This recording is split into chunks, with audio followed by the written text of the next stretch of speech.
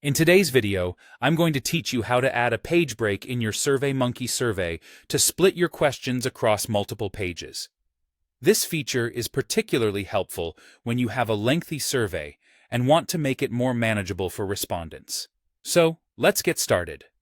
First, you'll need to log in to your Surveymonkey account and open the survey you want to edit. Once you've got your survey open, look for the Design Survey tab, typically located at the top of your screen. This tab is the hub for customizing your survey's layout, so click on it. Now that you're in the Design Survey section, direct your attention to the Build sidebar, which you should see along the left side of the screen.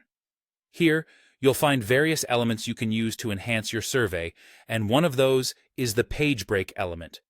It's usually represented by a graphical icon, making it easy to identify. To insert a page break, simply drag and drop this page break element between the two questions where you want to have a break. This allows you to reorganize your survey visually and easily see where the new page will begin. There's also an alternative method.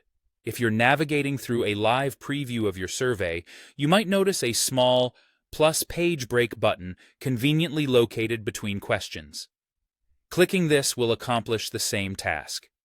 Once you've added the page break, you'll see that a new page is automatically created, and Surveymonkey saves this change immediately. This means your progress is secure, and you don't need to worry about manually saving every adjustment.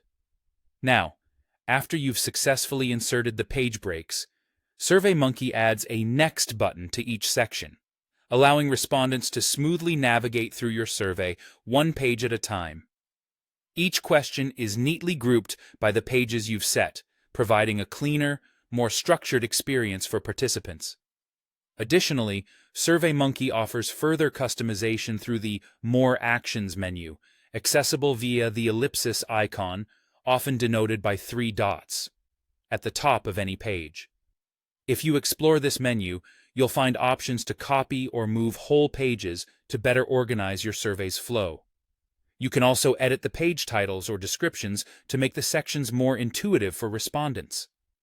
Should you need to remove a page, simply choose Delete Page, and you'll be prompted to select where the questions from that page should go.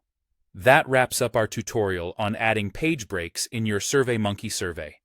By splitting your survey into multiple pages, you'll make it easier and more engaging for your respondents to complete. Thanks for watching, and we'll see you next time for more helpful tips.